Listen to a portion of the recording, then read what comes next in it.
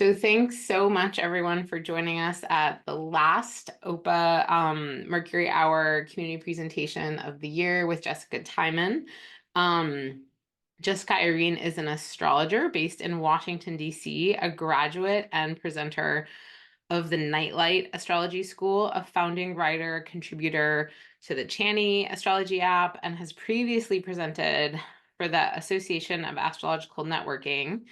Outside of astrological counseling, Jessica works full-time as a librarian. Thank you. Thank you for your service. And spends her time bodybuilding and attending to theurgic devotional relationships and astrological research. So I am so excited to have Jessica here today to talk about Mars retrograde in Leo and Cancer, architecture for the Exorcised. So without further ado, Jessica, if you would like to share your screen, we can go ahead and get started. And just so folks know, Jessica is going to talk through for the whole lecture. If you have questions, please drop them in the Q&A chat box, and then we'll look at them at the end. And we're so glad to be here with all of you. Thanks so much. So take it away, Jessica. All right, cool. Thanks. I'm incredibly excited for this transit. I've been thinking about this Mars retrograde cycle well over a year and a half. It's all I talk about with all of my clients and anybody who will give me a minute of time. I've been thinking a lot about it as sort of Mars's like invitational initiation into both becoming and healing through a long cycle of history. This retrograde, in my opinion, has its roots going as far back as some of the transits that we had in 2023, maybe even actually 2022, depending on how you look at some things. And there are moments of this retrograde cycle that, in my opinion, have really far-reaching effects and impacts for a lot of us that will be really visible in as late as 2026 and even kind of further on. I won't go that far in advance. I'm really going to structure this talk around just the timeline of kind of how we got to where we are now and the Mars retrograde itself and where things kind of inevitably end up next summer. But I do think that this is a really pivotal moment, and there's a lot in which this Mars retrograde is the transition between some of this kind of stagnation that's been going on with like 2023 and particularly 2024. And it's definitely this interconnectedness that lands us into a future that looks really different. We're going to have Neptune in a new sign, Pluto in Aquarius for a long time, Uranus moving into Gemini. This Mars retrograde, in my opinion, is a huge part of that, in addition to the Aries and Libra eclipses that we've been having. And there's a lot of interchange between the two of them, which I'll kind of touch on a bit in the talk. Um, so my hope is to really illustrate some practical and implementable insight into understanding how this retrograde can feature on an individual level. That's really what I'm going to try to focus in on. And it's going to show the ways in which this retrograde, which starts in Leo and finishes in Cancer, how that transit or how to think about incorporating those two houses in our charts and how there's interplay between the house topics of Leo and Cancer for all of us, and also that relationship that it has to the backdrop of Pluto moving into Aquarius and the backdrop of Jupiter in Gemini and eventually Jupiter's entrance into Cancer and all of that context that goes with this. A lot of my talk or a lot of my vision for this talk was inspired by Antonin Artaud's Theater of Cruelty and also Helene Cixous's articulation of theater as an invocation, and Cixous's claim for humanity's need to become human. And as such, in my opinion, for this retrograde and this time to really be connected to a spiritual necessity of Mars, and each of our lives as part of this kind of method of becoming human. So there are going to be there is going to be some visuals of blood and guts in my talk, neither of which are real blood and guts. They're all fictitious. They're also not particularly realistic, but it's there. And I will also be mentioning sacrifice and mentioning topics of violence as well. So for fun, I really also wanted to start with this clip. I couldn't resist. That's disgusting. Don't freak out instead. Babe, you gotta take a picture with this. No, I don't want to touch it. Come on, just do it. Fine. Just be quick. Okay. Mm. Okay, take yourself. Okay. Come on.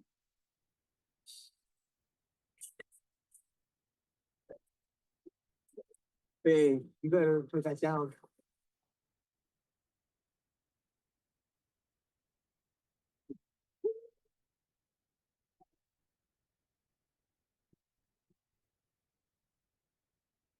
Okay, so just that's just a trailer for Crabs, the movie. Mars is on my descendant right now, so I also found it particularly comical that this movie, which is from 2021, this particular scene, it's it's two people on a beach and essentially attempting to have this like intimate time, a great date. They're at the source, they're at the ocean where life and creation and progeneration kind of all began. This whole idea of like womb imagery, ocean imagery, all of that kind of stuff. But then, having like a monstrosity come out of the womb, or an attack from source, or this way in which what ought to be an intimate moment uh, consuming itself in a way. I think there's a lot of imagery there that could be paralleled to a Mars retrograde in Cancer. And additionally, I also thought it was like particularly comical that like the man in this scenario, he's like he even has like the really gaudy like turtle Egypt reference tattoos kind of a thing. I'm not sure how intentional that was on behalf of the script writers, but there's a lot going on here, but a lot in which this Mars retrograde, it's thematically going to be featuring elements of like vulnerability in moments of intimacy, and also what does safety and security look like.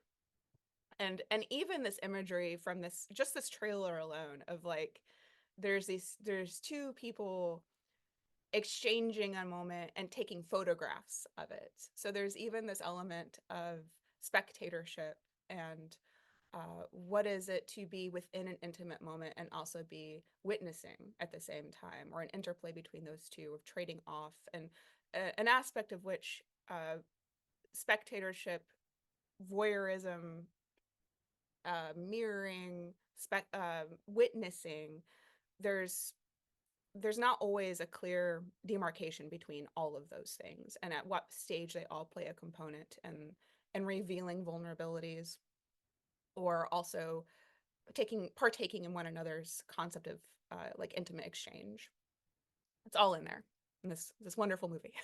So there is going to be a couple more depictions from that film just for thematic effect that contain blood and guts, and a reminder that there's going to be sacrifice and violence brought up in the talk. So also when I'm thinking about Mars anytime, I'm always going to be thinking about some of the works from Bataille, who I won't reference extensively at all in this talk, and you don't need to know any of Bataille's work necessarily. But there is a text, there's a book that I have that's sort of like a critical analysis of some of Bataille's work and thoughts. And this book called The Sunday of the Negative, Reading Bataille, Reading Hegel, has this really wonderful quote that says, awakening to intimacy requires seeing what we must not see if we are to respect the limits of our integrity, which anxiety, the desirous fear of the unknown, of death, of our own animal nature prescribes. To become conscious of the intimacy that we are, to become self-conscious, to know, therefore, requires facing up to what we are, even if it frightens. Anguished and filthy as it may be, eroticism, like religion, is a search for lost intimacy, a search of God. The erotic search for intimacy rests on sacrifice. Eroticism wins its truth only when in utter dismemberment it finds itself. And I think about this, going back to like this imagery of Cancerian themes of the ocean, of source, of God, of truth itself, even thinking about the necessity of, or thinking about all of the things that we associate and derive from the thema mundi, like Cancer being the generation of the universe or of existence itself. And the idea that inevitably this Mars retrograde leads up to Jupiter coming into Cancer, where Jupiter is exalted. There's this kind of the truth is truer than the truth in Cancer in some ways. The connection or intimacy with God or the divine is potentially it's exalted in a sense with Cancerian topics and Cancerian things. And with Mars in retrograding through Cancer being our being the thing that we have to do first in order to get that intimate connection with the divine or with God or with source or whatever, we know that we're first going to have to make approaches to that intimate connection through dismemberment. There's something about like a disemboweling that has to kind of go forth around that house of Cancer in our charts, and also Leo a little bit, the interplay between the two of them. Something about them has to be dismembered, made more vulnerable, exposed a bit more in order to have this like lost intimacy regained in a way. And that the anguish that's going to be there is eroticism, really. Like we're not connecting to Cancer through a Venus thing first. If we were, we would be, doing more art, doing more poetry, doing more beauty and things that bring people together. But instead, there's a tension and an eroticism that has to take place.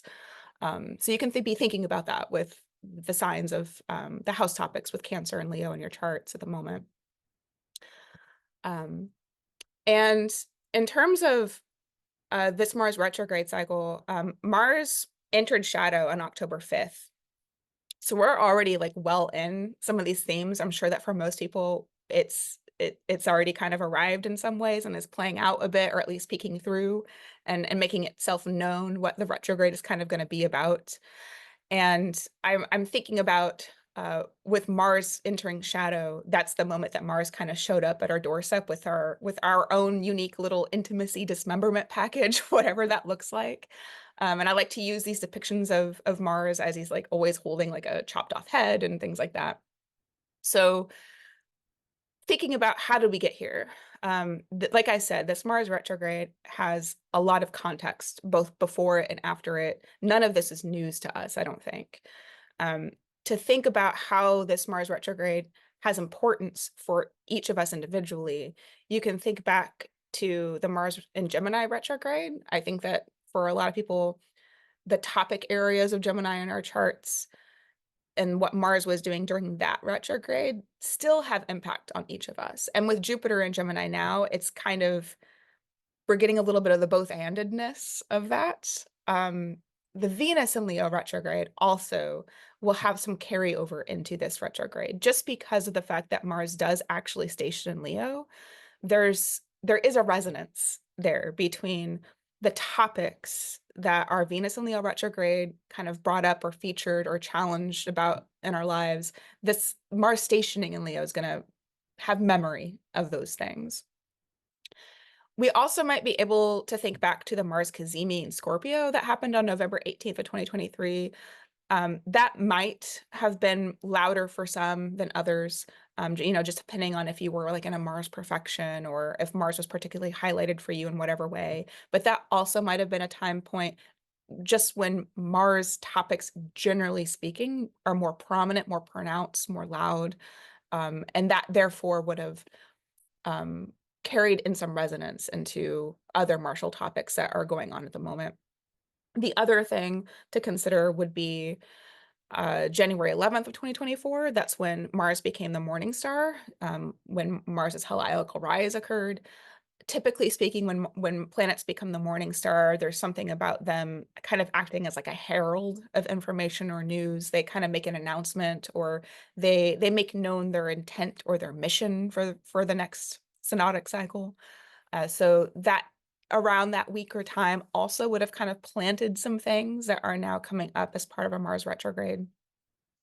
Because a feature of the Mars retrograde is Mars opposing the sun. So there's always this like tensionality between Mars and solar centrality type of things and themes.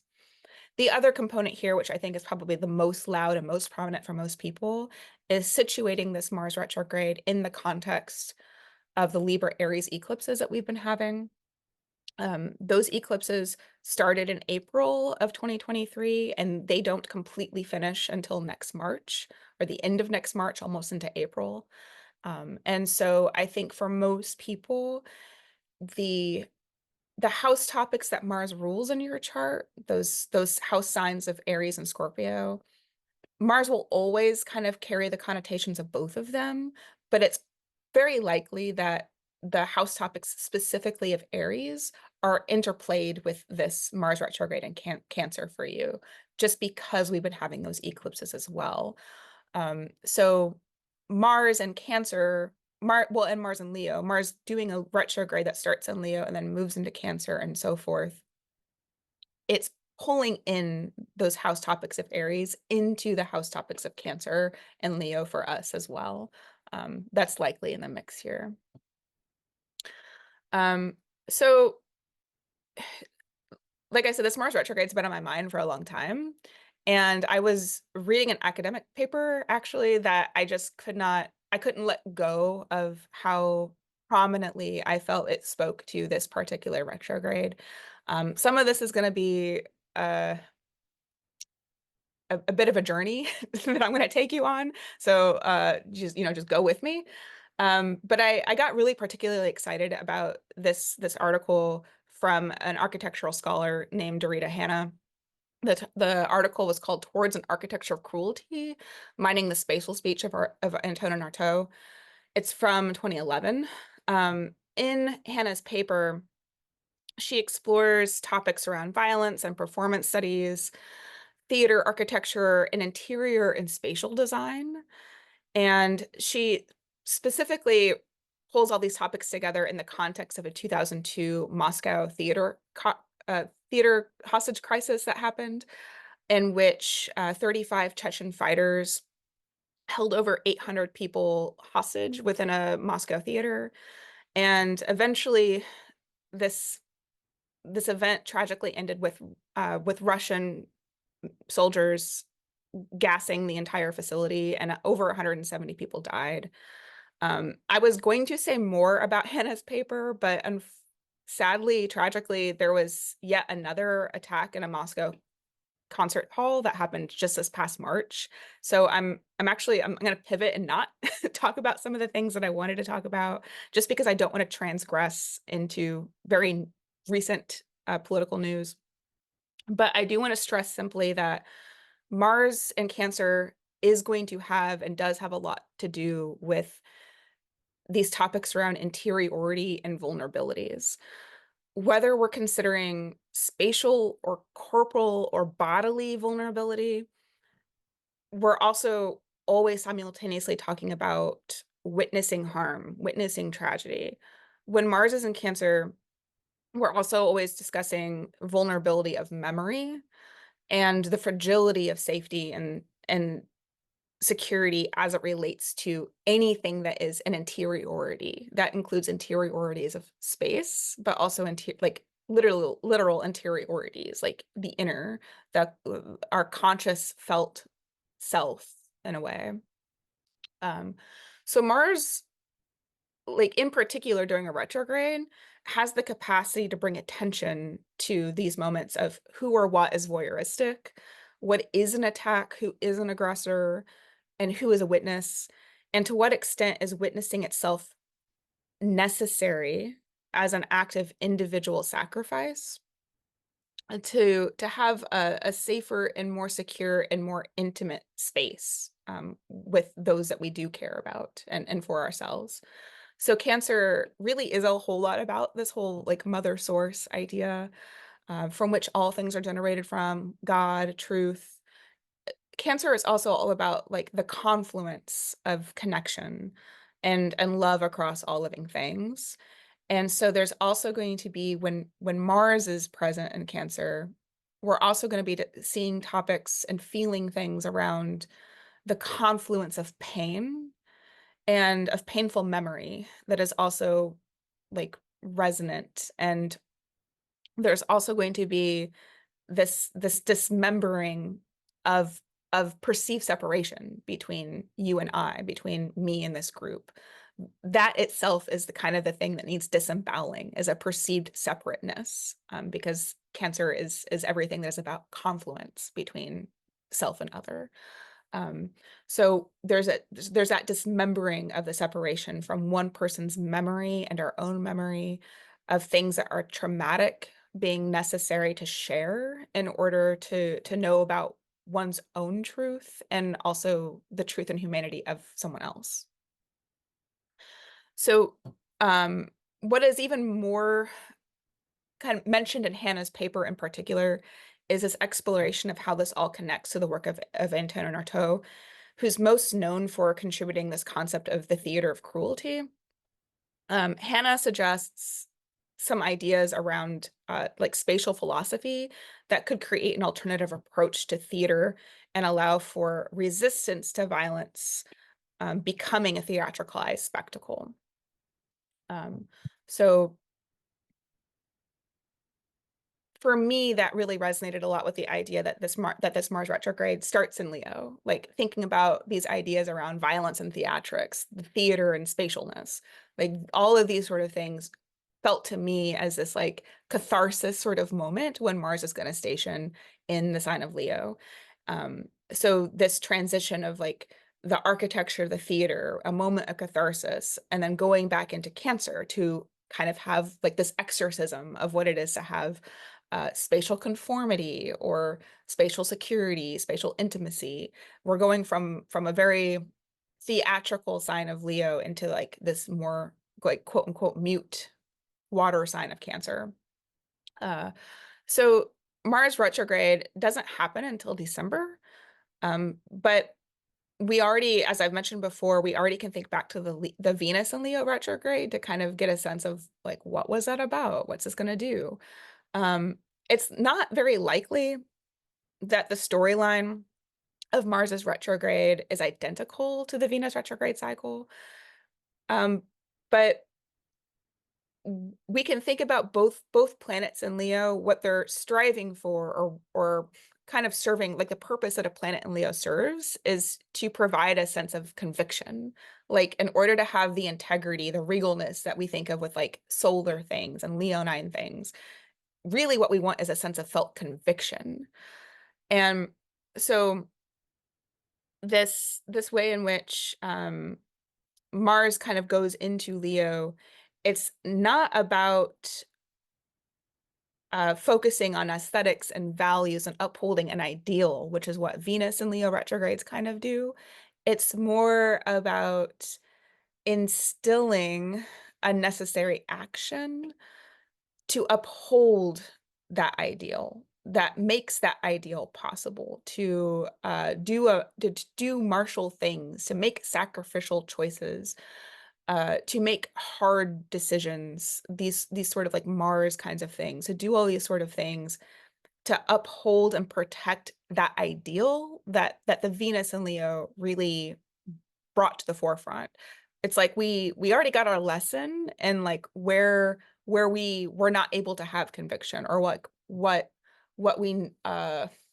sort of ideals or values or aesthetics were required for that conviction. But Mars is kind of coming back around and saying like, actually, to make that thing sustainable, you're going to have to like dip back into Cancer and reorientate how the house of Cancer and the house of Leo are actually pretty interconnected. Like you were trying that Venus thing, you were miserable, like the Venus in Leo retrograde brought up some achy, horrible things, like where your needs weren't being met, you weren't feeling important, you weren't on the stage like you should have been. But part of that is like, actually, there's some Cancer digging that you got to do. There's like some more disemboweling and dismembering of vulnerability and exposures of fragility in this Cancer part of your chart that need some revisiting. And then the two of them, like the interconnectedness there will make more sense the second time around. Also, too, it's worth considering the fact that the Venus retrograde, particularly on August 13th, when we had a Venus cazimi as part of that retrograde cycle, that cazimi was exactly trying to Chiron in Aries. And then we also had that solar eclipse back in this previous April on Chiron in Aries. So we've got some resonance of Chiron-y things in the air that have been interwoven into some of these Leo things, some of these Martial things, now being pulled into some Leo Cancer things. But that addition of Chiron kind of being in the mix, in my opinion, that also kind of resonates with some of the topics that Hannah brought forth in the essay that she wrote about Artaud's theater of cruelty. The theater of cruelty, it's this experimental style of theater that Artaud contributed in the 1930s that usually includes themes of torture and violence. The idea is that it shocks the audience. It's supposed to disturb. It's supposed to disrupt. There was usually like a lot of like just like cacophonous sound making and dancing and screaming and references to scat and gesturing, like lots of disorienting lights and effects and things like that. So there's a way in which the theater of cruelty, it wasn't just like an art form, but it was also like a philosophical doctrine. And if you look through a lot of like academic literature, there's also connections that people make with Artaud's work that is also about elements of erotic mysticism, erotic gnosis, like these sort of like the necessity of like these cathartic disruptive experiences, or you could consider them like exorcisms of some nature. And Hannah makes reference to that directly in that essay that I was talking about. She emphasizes the use of Artaud's use of glossolalia and screaming as really defining moments of his performances. Glossolalia is like this type of speech that could be contributed to like infants and poets and people with psychosis, but also mediums and charismatics and people who also come to divination, like these sort of things. The screaming element of the theater and the disruptiveness of it act as catharsis and exorcism, and Hannah describes it as a way in which the theater production, but also the participation of the audience, is being rid of God's influence and judgment through those screams. She also states that Artaud's screams shattered theatrical and spatial conformity, and ultimately that repudiates an idea of there even being a constructed environment. And I think about this idea of repudiating a perceived constructed environment as being really critical to these Pluto and Mars oppositions that are also a feature that we get with this Mars retrograde. We're going to get a few of these. We get 3 Mars-Pluto oppositions. We have one not too long from now. That's going to happen in Cancer and Capricorn on November 4th. We get one on January 3rd. We also get one after Mars stations direct in April of 2025. And this is the aspect of the Mars retrograde cycle that I think a lot about. These are theater of cruelty screams, these sort of things, this disruptiveness of a perceived constructed architecture or space. But at the same time, in Hannah's essay, she also turns to some of Helene Sissot's work. And in Sissot's work, she talks about the theater becoming a site of recovery from the overwhelming cruelty of the world. So there's like this juxtaposition that Hannah does in her essay where she talks about Artaud's disruptedness and this and that. And then she goes on to talk about Cicero and some of the things that Cicero writes about the theater being a place of recovery. She states that the notion of a curative theater is a really central promise in Cicero's work. She says, referring to Cicero's essay, The Place of Crime and the Place of Pardon, she says that theater is affirmed as a place for revealing the wickedness and cruelty of the world. Cicero's theater is a site where we, as a collective gathering, can become more human in order to confront the quotidian nightmares of mediatized reality and the powerlessness we experience in the face of its horror. And this idea of mediatized reality and theater and spaces and architectures is also, in my opinion, quite resonant because I'll talk about this in a couple more slides, but the moment where Mars stations retrograde, it's happening right after a Mercury cazimi in Sagittarius, while Jupiter is in Gemini.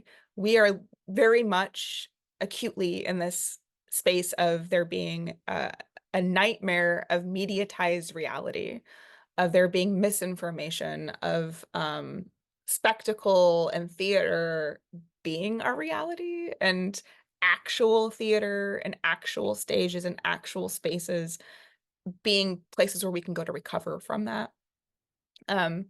So she writes about Cicero, she writes, in truth, we go as little to the theater as to our heart. And what we feel the lack of its going to the heart, and what we feel the lack of is going to the heart. We live exterior to ourselves in a world whose walls are replaced by television screens, which have lost its thickness, its depths, its treasures, and we take the newspaper columns for our thoughts. We are printed daily. We lack even walls, true walls upon which divine messages are written. We lack earth and flesh. So Hannah talks about how there's a need to create a distinct location, a world apart, where terror is evoked in order to contemplate, to accept and meditate upon the act of death and therefore our own mortality. So Hannah claims that what Cicero describes about theater is this place of palpable materiality. She says that by going to the theater, it returns us to a living part of death or a mortal part of our life.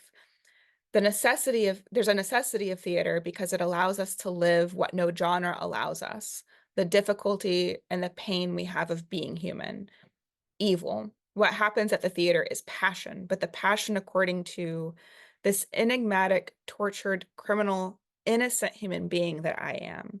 I am thou or you. We come to the theater as a place of both crime and pardon, to confront pity and terror, and have the enigma of human cruelty revealed to us.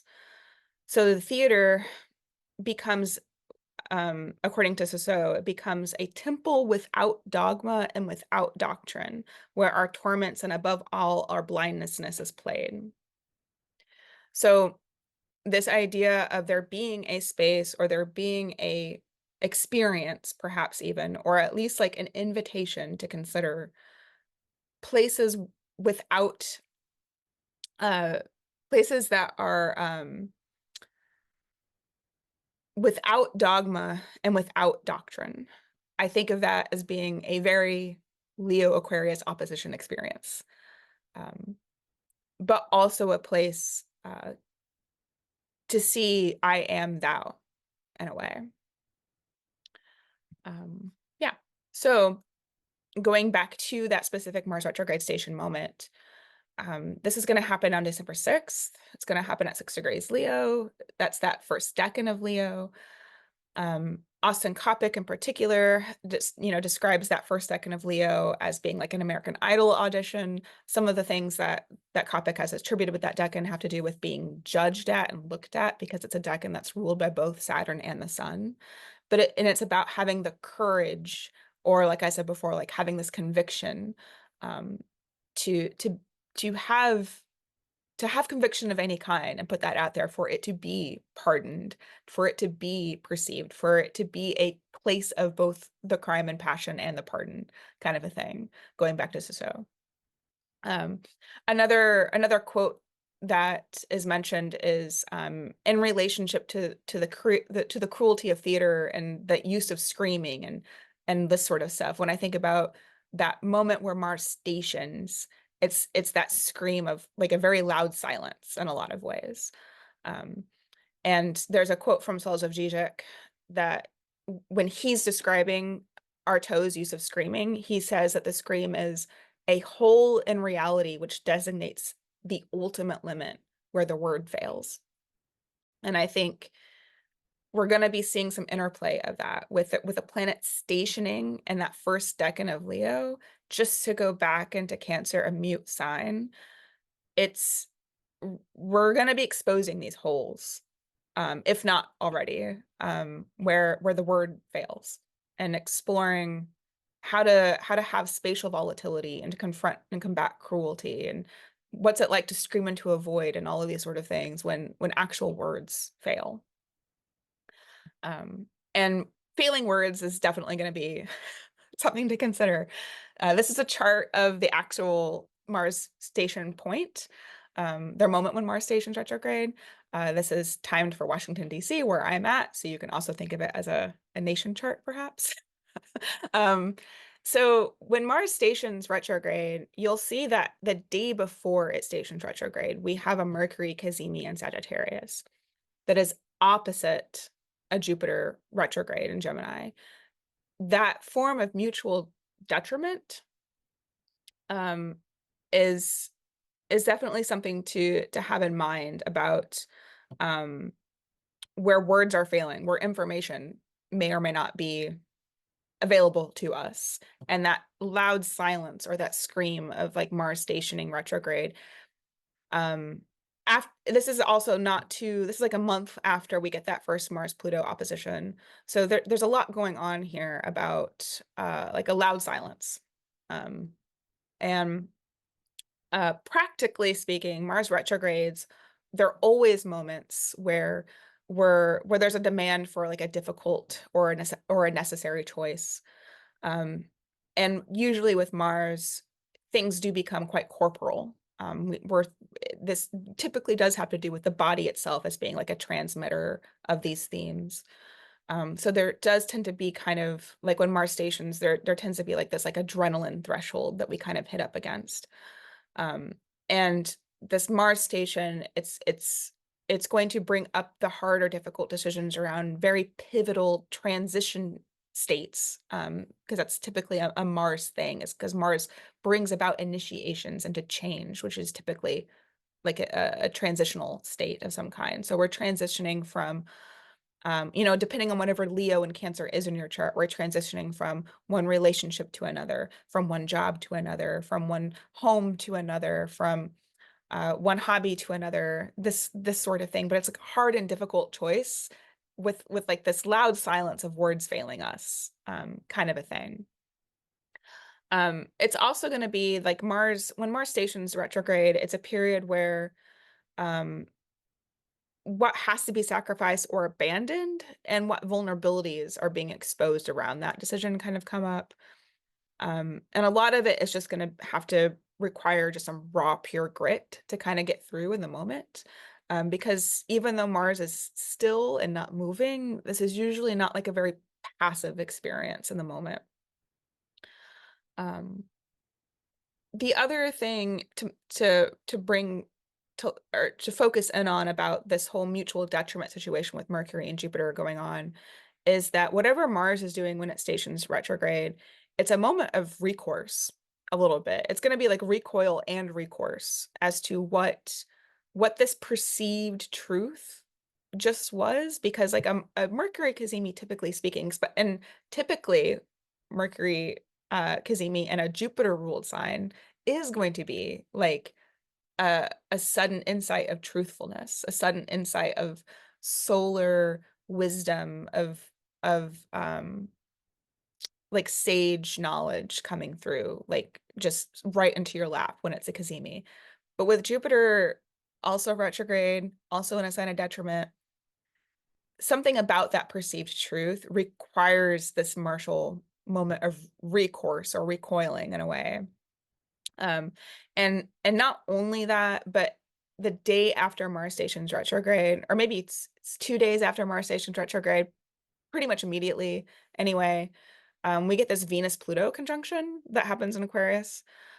So yet again, we have like this resurrection of something being exorcised that has been avoided or pushed away or under the carpet or whatever else it was, but now Pluto kind of resurfacing and bringing out.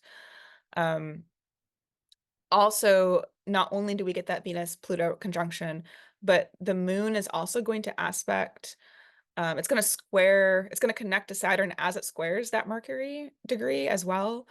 So just by and large, just this exact station point, not fun, not cool, not fun, won't be an easy time for anybody. It is absolutely going to be this moment of like an obfuscated reality that has to be confronted in some way, shape, or form. It might be helpful to jump back actually for a lot of people and revisit July 5th. July 5th has the potential for a lot of people to have resonance to that retrograde station moment, because of the fact that we had this new moon in Cancer with Mercury at 5 degrees Leo, which is pretty close to where Mars will station retrograde. So I want to throw this chart out there just for everybody to kind of have in mind, because you'll see some resonance between this July 5th date and some other moments of the Mars retrograde cycle. Not only did we have this like new moon in Cancer with Mercury at that close degree of where Mars is going to station retrograde, but Venus and Jupiter were also in an Antisha on this day.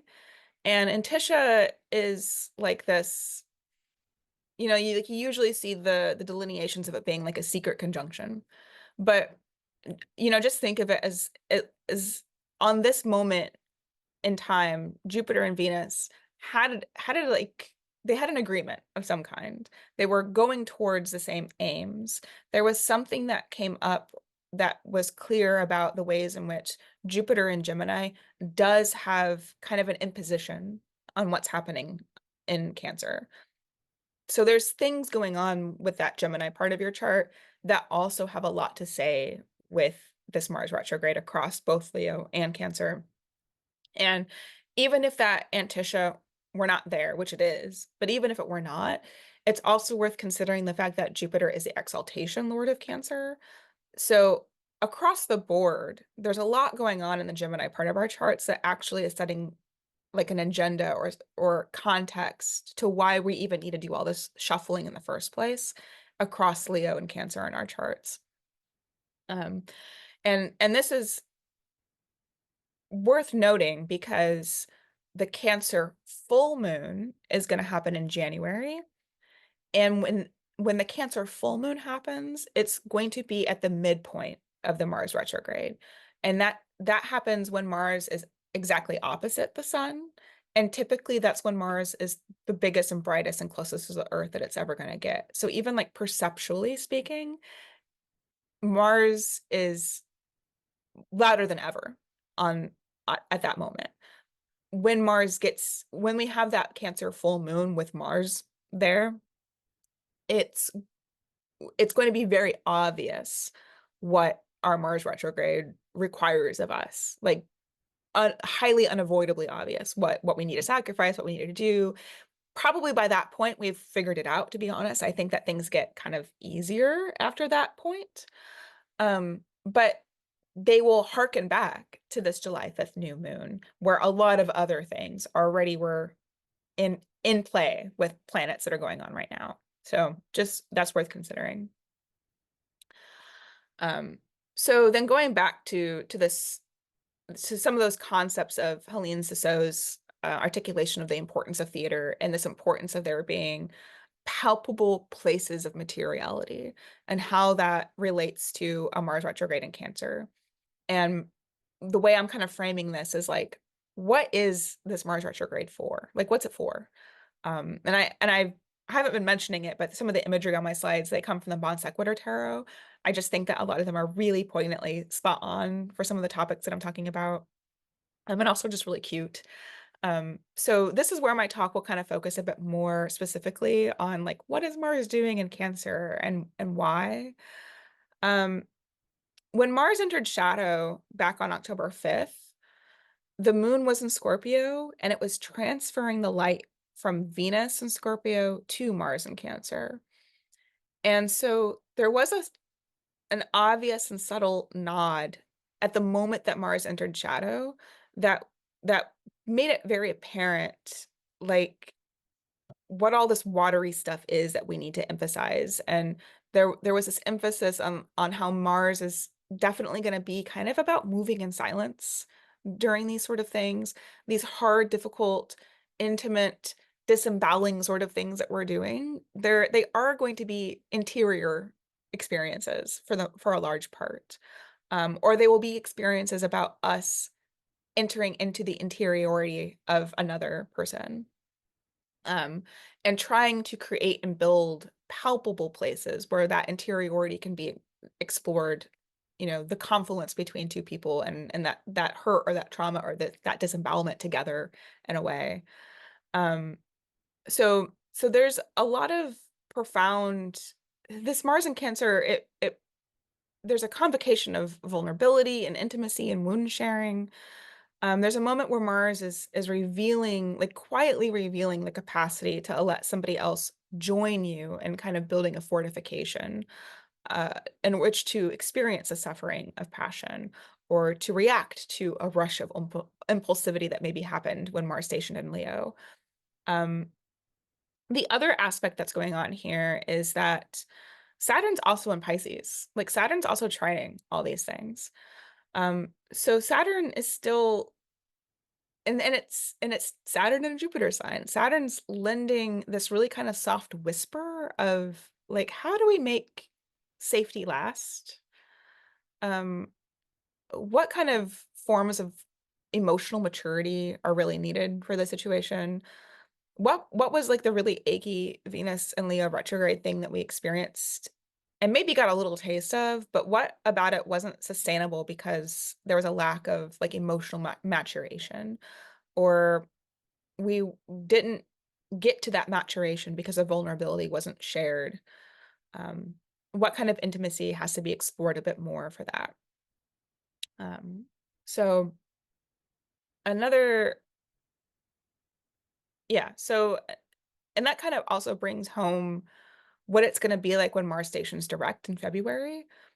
And as I mentioned back on that July 5th date with that Jupiter-Venus antisha, what's going to happen when Mars stations direct is exactly 2 days after Mars and Jupiter form an exact antisha. So there's a lot going on that's just very, very full circle about what that Gemini part of our chart has to do with Cancer, what Jupiter topics have to do with Mars topics in our lives, how all of that is like necessitates a type of vulnerability sharing or a type of like palpable place of materiality in order to do that. And Cancer already has connotations of like home, space, hearth, like all of that kind of stuff. Here's where it's going to become even more materialized, most likely. And the other component here is that this moment where Mars and Jupiter form an antisha, it's also giving us a sign as to what Jupiter eventually moving into Cancer is going to do for all of this. Like in a lot of ways, you could frame this Mars retrograde as something that's necessary for the Jupiter and Cancer things. It's our ladder to it. So, and with that being said, I think the bigger kind of quote like point to this Mars retrograde, and I know that I've got like 8 minutes left. The bigger point is these meaning reconstruction models. So the meaning reconstruction model is a part of the grief therapy approach. And it's worth remembering that like the 5 stages of grief and all of that were originally authored by Elizabeth Kubler-Ross, who wrote them for people who had to cope with with illness, with that type of transition, not just death and things like that. So the other features of this Mars retrograde cycle is going to be a series of Mars-Neptune trines and the Venus-Jupiter intishas and the Mars-Jupiter intishas and the eventual Jupiter ingress into Cancer, where the part of Cancer in our charts, ultimately, we're doing a lot of meaning reconstruction modeling going on here. Particularly when Mars does these trines with Neptune, and also some sextiles with Uranus and Taurus are also going to happen here. We're getting into ways in which that second decan of Cancer has a lot to do with building proper structures for nurturing and sanctuary. It's going to be kind of like Mars is a lot less like a soldier and a lot more like a guardian steward, and he's there to kind of, when Mars will trine Neptune at certain pivot points of this retrograde cycle, there's going to be like the true cinema being created. That's where we're going to get some of this theater as space for healing, theater as space for becoming human. Mars Jupiter trines or sorry, Mars Neptune trines are going to be a lot about like the exhaustion of disagreement and struggle, and how to cinematically kind of turn that into like these tearful, nostalgic, rejoicing, collective grief moments in a way. And ultimately how we get from like a really loud scream of Mars and Leo to coming together for like creating like more partitions for peace and intimacy and things like that, and the sharing of mutual ache. So yeah, so we get those topics of like Mars, reactivity, anxiety, primal screams, some of these more Cancer topics like vulnerability, progeneration, fortification, confluence, all that stuff. Other stuff. I can go back to this if we run out of time. But for the sake of everyone's like sanity, here's all of the transits that I've talked about. So you can screenshot or refer back to these slides. If you want a copy of the slides, I can share. But this is just to illustrate the long arc of time that really plays into this whole piece for each of us. And it really kind of goes on. And if you wanted to consider how this has impacts on 2026 and maybe even later, you could look forward a few years and you could look at the Mars Cazimi that's going to happen at 19 Capricorn in January of 2026, which is basically exactly opposite the degree that Mars stations during this retrograde, or sorry, stations direct during this retrograde. You could also look for Mars's next heliacal rise when Mars becomes the morning star again in 2026, which is going to happen on a Pisces new moon as well. And lastly, I'll just briefly flash like what I'm calling the Are You My Mother Delulu Spring. This is just my own nickname for March, April coming up. If anybody has looked ahead, you've seen that March has this massive Pisces pileup of Saturn, Venus, Mercury, the North Node, Neptune. They're all going to be at that tail end of Pisces trining Mars just as it's about to leave Cancer. And even on this particular day, we get that like Cancer moon kind of emphasizing the whole thing. This is also going to be a critical moment where we start to see how this Mars retrograde cycle also has a lot to say with where we're inevitably going to get with the Saturn-Neptune conjunction in Aries.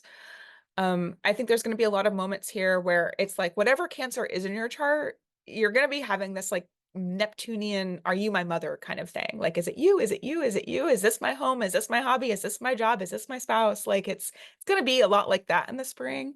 And to be honest, like for most people, I kind of like it. I kind of would encourage some indulgence or at least being aware, because this is this like last push of like, it could be delusional hope, but it pushes us towards what's ultimately going to be like all of these outer planets moving into new signs, Jupiter inevitably getting into Cancer. I think that in that spring, we're going to kind of need some of this, but you know, there is just like that precaution that both Venus and Mercury will also retrograde back into Pisces.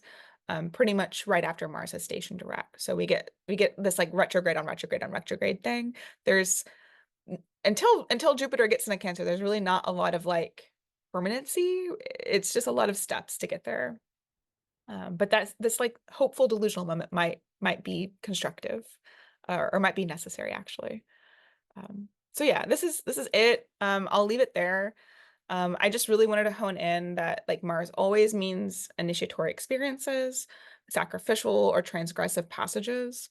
When we're thinking about Mars and Cancer, things like birth canals as windows, uteri as mouths, this idea of like continuous regeneration that could pose a threat to life itself is something else to consider.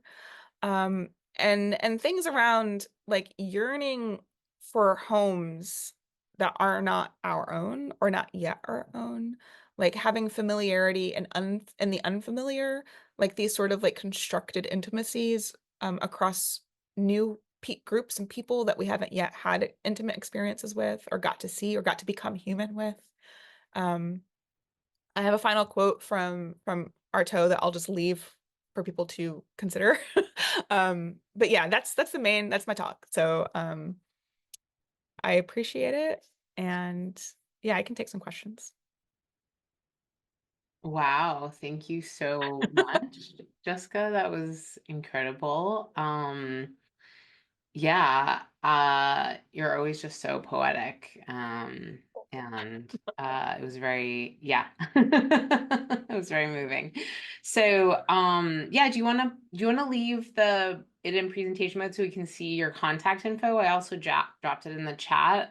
There's just Yeah. one question. So, do you want to just let folks know where they can find you and what you have going on either in this potentially painful winter or Delulu spring?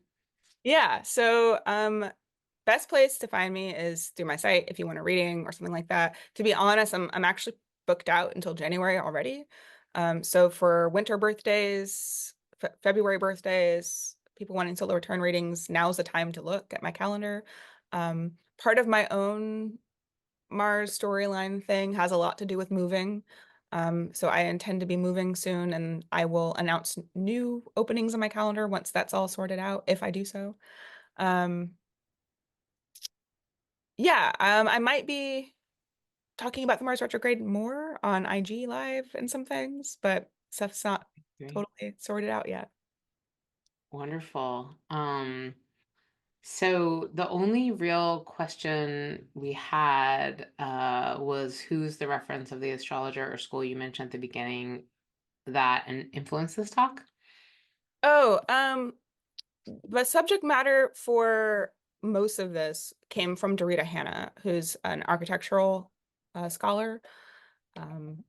Yeah, pretty much like this. These are my sources. Everything out of here was just that one essay. Like I just really, it was too on point in all the ways. So Fantastic. Well, thank you so much. There's just a lot of great enthusiasm for your work and your readings, and your scholarship is always so inspiring and insightful.